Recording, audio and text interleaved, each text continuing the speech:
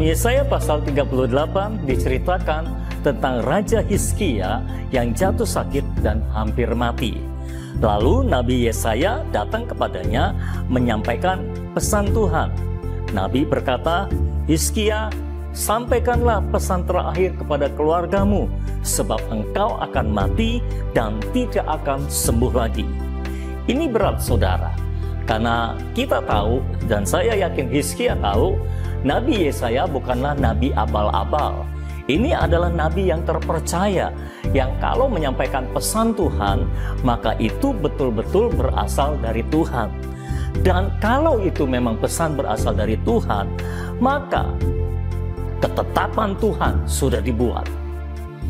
Tuhan sudah menetapkan bahwa Hizkia akan mati dan tidak akan sembuh lagi. Ketetapan Tuhan sudah diberikan. Lalu apa lagi yang bisa dilakukan?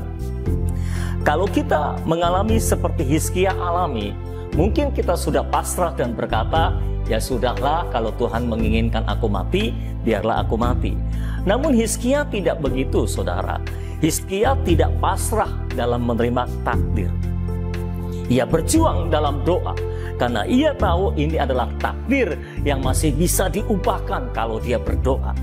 Dan ketika dia berdoa, singkat cerita, doanya didengar oleh Tuhan.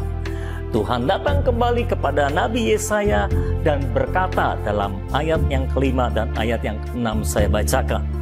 "Pergilah dan katakanlah kepada Hizkia, beginilah firman Tuhan, Allah Daud bapa leluhurmu. Telah kudengar doamu dan telah kulihat air matamu. Sesungguhnya aku akan memperpanjang hidupmu 15 tahun lagi. Dan aku akan melepaskan engkau dan kota ini dari tangan Raja Asyur dan akan memagari kota ini." Hizkia doanya didengar oleh Allah. Bahkan bukan hanya doa minta disembuhkan yang didengar oleh Allah. Tuhan memperpanjang umur Hizkia 15 tahun lagi. Itu bukan waktu yang sebentaran, saudara. Tetapi di samping itu Tuhan memberikan bonus. Dia berjanji bahwa Hizkia dan kota itu akan dilepaskan dari tangan Raja Asyur dan Tuhan akan memagari kota tersebut. Jadi doanya bukan hanya didengar dan bukan hanya bisa mengubah takdirnya, tetapi ada bonus daripada Tuhan. Tuhan adalah Tuhan yang menjawab doa seringkali melampaui apa yang kita minta. Dia menjawab lebih banyak daripada apa yang kita minta. Dia menjawab lebih besar daripada apa yang kita harapkan. Itulah Tuhan kita. Doa dapat mengubah takdir. Itulah yang bisa kita pelajari dari kehidupan Hizkia saat ini. Doa Hizkia dapat mengubah takdir. Kalau doa Hizkia dapat mengubah takdir, dan ini dicatat dalam Alkitab, artinya doa kita pun bisa mengubah takdir. Artinya kita pun punya harapan untuk memiliki doa seperti Hizkia, doa yang dapat mengubah takdir. Nah, bagaimana caranya doa Hizkia dapat mengubah takdir? Yuk kita pelajari dari kehidupan Hizkia saat ini, bagaimana doa bisa mengubah takdir. Yang pertama saya memperhatikan mengapa doa Hizkia begitu berkuasa adalah karena yang pertama Hizkia adalah orang yang benar. Di dalam ayat 3 Alkitab mencatat Hizkia berdoa, "Ah Tuhan, ingatlah kiranya bahwa aku telah hidup di hadapan-Mu dengan setia dan dengan tulus hati, dan bahwa aku telah melakukan apa yang baik di mata-Mu." Kemudian menangislah Hizkia dengan sangat.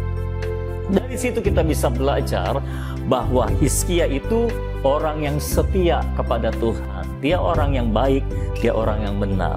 Lalu Hizkia juga orang yang tulus hati di hadapan Tuhan. Ya, Hizkia percaya bahwa Tuhan mengetahui semua itu dan Tuhan akan menganggapnya. Lalu dia berkata juga, dia telah melakukan apa yang baik di mata Tuhan. Biarlah Tuhan mengingat semuanya itu. Hizkia adalah orang yang setia, orang yang tulus hati, dan melakukan apa yang baik di mata Tuhan. Ini memperlihatkan bahwa Hizkia adalah orang yang benar di hadapan Tuhan. Itulah yang menyebabkan doanya dijawab oleh Tuhan.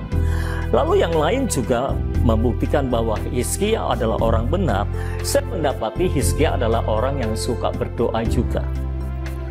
Kalau saudara membaca kisah Hizkia, maka dalam segala situasi dan kondisi, Hizkia selalu lari kepada doa. Di dalam berbagai masalah yang dia hadapi, di dalam tekanan-tekanan kehidupan yang dihadapi sebagai seorang raja, kalau dia tertekan, apa yang dilakukan? Dia berdoa. Berapa waktu sebelum dia sakit, kerajaan Yehuda dikepung oleh Asyur, Raja Asyur. Dan Raja Asyur, kerajaan Asyur ini adalah kerajaan yang sedang berkuasa pada saat itu di dunia. Jadi ini bukan kerajaan yang kecil, bukan kerajaan yang enteng untuk dilawan. Dan Hizkia sadar bahwa dia tidak sanggup melawan Raja Asyur. Lalu apa yang Hizkia lakukan dalam keterdesakannya, dalam ketertekanannya itu? Alkitab mencatat dia berdoa. Bahkan dia mengerahkan seluruh pegawainya dan seluruh rakyat untuk ikut berdoa bersama-sama dengan dia, mencari wajah Tuhan. Dan Tuhan mendengar doa mereka. Dan ketika dia sakit saat ini, dia juga berdoa. Dia tidak menerima takdir gitu saja, dia berdoa. Saat dia dikepung oleh Raja Asyur, kerajaannya sudah ada di ujung tanduk, akan dikalahkan oleh Raja Asyur. Dia juga tidak berserah menerima takdir. Dia tidak pasrah menerima takdir. Dia berjuang dalam doa dan takdirnya berubah. Jadi dalam berbagai hal, dalam berbagai situasi dan kesulitan, Hizkia selalu lari kepada Tuhan di dalam doa. Doa merupakan tempat perteduhannya. Doa merupakan tempat pelariannya dari segala permasalahannya. Dia selalu tahu bahwa Tuhan akan mendengar doanya dan menjawab doanya. Bahkan ketika dia tidak ada masalah, Alkitab juga mencatat bahwa dia suka datang ke rumah Tuhan untuk berdoa. Walaupun dia seorang raja, tapi dia tetap suka berdoa. Nah, saudara-saudara, Hizkia menganggap doa adalah segalanya bagi dia. Doa adalah tempat perteduhannya, tempat pelariannya.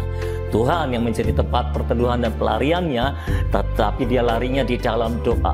Nah, saya berdoa, saya berharap supaya kita pun melakukan seperti Hizkia. Kalau saudara sedang ada dalam permasalahan, jangan lari kemana-mana. Jangan lari cari bantuan dari yang lain. Datanglah kepada Tuhan di dalam doa. Larilah kepada Tuhan di dalam doa. Biasakan menjadikan Tuhan sebagai kota benteng, sebagai tempat perlindungan yang tinggi, sebagai perisai keselamatan. Biasakan datang kepada Tuhan dalam segala ketertekananmu, dalam segala problema hidupmu, dari yang kecil sampai yang berat sekalipun. Biasakan datang kepada Tuhan. Jangan biasakan untuk lari kemana-mana di dalam mencari solusi dari kehidupan ini. Jangan biasakan lari dari kenyataan.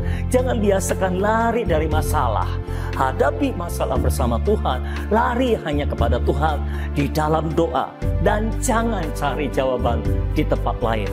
Karena jawaban dari semua problema kehidupan ada di dalam Tuhan. Ya saudara-saudara, dia suka berdoa. Lalu yang lain yang menunjukkan bahwa dia adalah orang benar, saya mendapati Hizkia ini adalah orang yang mengenal Tuhan juga. Ia sangat mengenal Tuhan sebagai Tuhan yang mendengar dan menjawab doa. Ia sangat mengenal Tuhan sebagai Allah yang berdaulat atas hidup dan matinya. Tapi ia juga mengenal Tuhan sebagai Allah yang bisa diajak diskusi, sebagai Allah yang bisa diajak negosiasi. Sehingga walaupun Tuhan telah menetapkan bahwa ia akan mati dan tidak akan sembuh lagi, dia tetap berjuang dalam doa karena dia mengenal siapa Allahnya. Allah yang mendengar doa. Dia tahu, dia kenal Allah itu Allah yang mengasihi dia, Allah yang baik kepadanya. Dia belum terlalu tua, masih banyak yang bisa dia kerjakan, masih banyak yang bisa dia lakukan untuk Tuhan, masih banyak ibadah yang bisa dia kerjakan di hadapan Tuhan. Jadi dia minta supaya umurnya diperpanjang lagi oleh Tuhan. Dan Tuhan mendengar doanya karena dia adalah orang yang benar. Ia suka berdoa, ia mengenal Tuhan. Jadi dari sini kita bisa belajar, saudara-saudara, bahwa dasar dari doa yang berkuasa adalah kehidupan yang benar. Lalu yang kedua, Alkitab juga mencatat bahwa Hizkia berdoa dengan sungguh-sungguh. Alkitab mencatat dia berdoa sambil menangis dengan luar biasa. Tangisannya menunjukkan kesungguhannya. Saya tidak berkata bahwa semua air mata menunjukkan kesungguhan. Ada banyak air mata yang mengasihani diri, bukan kesungguhan. Tetapi saya percaya air mata yang dituangkan, apa yang dicurahkan oleh Hizkia, ini adalah air mata yang penuh dengan keyakinan bahwa Allah akan menjawab doanya. Air mata yang penuh penyerahan, bahwa apapun yang Tuhan jawab, dia bisa terima. Dan ini adalah doa yang penuh dengan kesungguhan, bahwa dia memperjuangkan doanya di hadapan Tuhan, bahwa dia merasa dia layak untuk melanjutkan hidupnya kembali. Dia masih mau hidup di hadapan Tuhan. Dan itu sebabnya dia berdoa. Di dalam doanya dia mencucurkan air mata. Dan ini air mata kesungguhan. Seringkali ketika kita berdoa, air mata yang bercucuran dari mata kita, itu menunjukkan kesungguhan dari hati kita. Kita berdoa dari hati yang paling dalam. Kita berdoa dengan sangat luar biasa di hadapan Tuhan. Maka Tuhan akan mendengarkan doa kita. Haleluya. Dari kedua hal ini kita bisa belajar, ini meneguhkan, ini mengkonfirmasi apa yang telah saya sampaikan pada waktu yang lalu dari Yakobus pasal 5. Bahwa doa orang benar bila dengan yakin didoakan, sangat besar kuasanya. Inilah doa Hizkia, doa dari orang benar. Lalu orang benar ini berdoa dengan sungguh-sungguh, maka menghasilkan kuasa yang sangat besar. Apabila saudara adalah orang benar, saudara hidup benar, sudah dibenarkan dan hidup benar, ayo berdoa, jangan diam saja. Ya, maka saudara akan melihat kuasa Tuhan yang sangat besar. Dan doa dari orang benar itu, bila dengan yakin didoakan, itu bisa mengubah takdir. Saya tidak tahu apa keberadaan saudara pada hari ini, tapi mungkin ada di antara saudara yang berkata, aku menghadapi takdir ketetapan Tuhan. Aku ditakdirkan untuk hidup miskin. Aku miskin dari dulu sampai sekarang, itu takdirku. Aku ditakdirkan untuk mati muda karena keturunan yang ada di dalam garis keluargaku banyak yang mati muda. Aku ditakdirkan untuk berantakan rumah tangganya. Aku ditakdirkan untuk menderita seumur hidupku. Aku ditakdirkan untuk kepahitan, kebencian di dalam hidupku, di dalam hatiku. Mungkin itu semua saudara anggap sebagai sebuah takdir, walaupun mungkin belum juga tentu benar bahwa itu adalah takdir. Tapi kalaupun itu takdir, doa yang saudara naikkan sebagai orang benar, engkau yakin berdoa, maka semua takdir itu bisa berubah total. Semua takdir kemiskinan, takdir mati muda, takdir berantakan rumah tangga bisa diubahkan oleh kuasa doa. Doa orang benar, bila dengan yakin didoakan, sangat besar kuasanya. Itulah doa yang dapat mengubah takdir. Saya berdoa supaya ini sudah tercatat dalam Alkitab dan Hizkia mengalaminya. Saya berdoa supaya saudara juga mengalami apa yang Hizkia alami. Doamu mengubahkan takdirmu. Bersama saya Pendeta Sony Sakaria di dalam program Tuhan Masih Bekerja. Jangan lupa untuk like videonya, share ke teman-teman, dan berikan komentar, kesaksian, atau pertanyaan di kolom komen atau di hotline chat kami. Bagi yang belum berlangganan channel ini, langsung subscribe. Dan jangan lupa klik loncengnya supaya selalu dapat notifikasi setiap kali ada video yang di-upload. Bagi yang ingin membeli buku Tuhan Masih Bekerja dan berlangganan Royal Daily Bread, di mana saudara akan dikirimkan pesan firman sebelum jam 6 pagi dan video suara iman di sore atau malam hari ke WA saudara, silakan langsung hubungi hotline chat kami dengan mengetik ingin membeli buku Tuhan Masih Bekerja atau ingin berlangganan Royal Daily Bread. Percayalah, Tuhan masih bekerja.